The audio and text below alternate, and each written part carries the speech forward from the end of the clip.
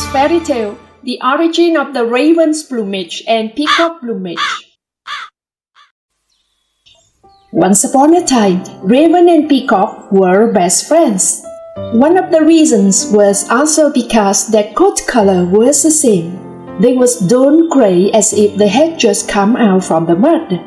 At that time, they did not have the plumage like they do now. They both knew they were ugly and did not dare to hang out with anyone.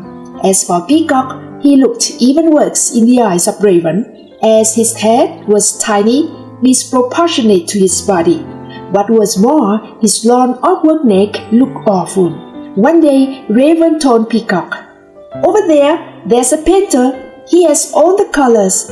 Let's steal the colors and groom each other. Paint our outfit to be beautiful."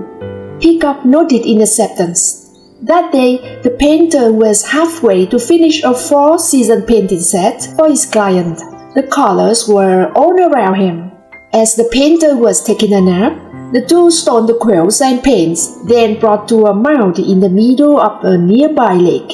They intended to return to get another batch, but the painter was awake. They went back to the mound to check and found what they had: only one box of China ink, a packet of green paint, and a packet of sparkling golden powder. Raven said, "Okay, let's just start painting for each other." Then Raven asked Peacock lie down for him to paint. Raven was skillful. At first, he painted the head of Peacock with green paint, then the neck and body. He also used golden powder to sprinkle on the wet paint. As for the tail, Raven required Peacock to stretch out like a big fan for him to paint thoroughly. At each of Peacock's tail's feather, Raven drew the circles and painted beautifully with China ink and golden powder. When finishing the masterpiece, he was so happy. He obliged Peacock to dry the tail thoroughly. On the other hand, Peacock was inherently clumsy. When getting to adorn Raven, he was perplexed. Moreover, by that time the green color and golden powder had dried up. Why Peacock did not know how to paint Raven. Suddenly, there was a white-collared crow flying over. That crow was a relative with Raven family. At that time, his coat was all white like lamb. Not yet touching down, it urged Raven. "Raven, what are you doing? Hurry to the east." "What for?" "It is said that there was a big fight over there. There are a lot of corpses. What a rare luck." Hearing human flesh, Raven craved for it. He became uncontrollable. Raven told the crow, "Is that so? But let him adorn me. Wait a minute. Not must be there before night, as tomorrow they would have buried them all." Raven was impatient, urging Peacock, "So you must be fast." The crow found Peacock's plumage beautiful. He also wanted a decent outfit.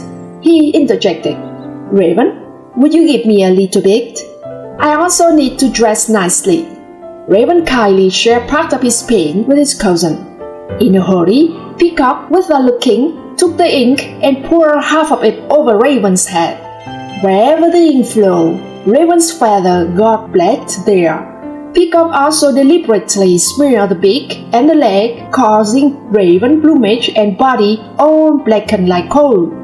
When it came to the turn of the crow, Peacock also poured the remaining ink on him. When the ink running down, Crow was a little afraid. He pulled his neck back, so his neck had a white ring not penetrated by the ink. Seeing what Peacock did for the crow, Raven knew that he was foolish to allow a clumsy bird adorn him. But what could he do now? Raven and Crow could only scold Peacock for a while and left. Since then, Raven stopped hanging out with Peacock. Therefore today, Peacock family has very colorful wings. Everywhere they go, they boast, "Good Peacock, good Peacock." On the contrary, the Crow family has inky black wings, except for the white-colored crow with a white ring around its neck. Because the wings are so ugly, the crows are very embarrassed. They lament at every place they go. "Crow, crow, shameful! Crow, crow, shameful!"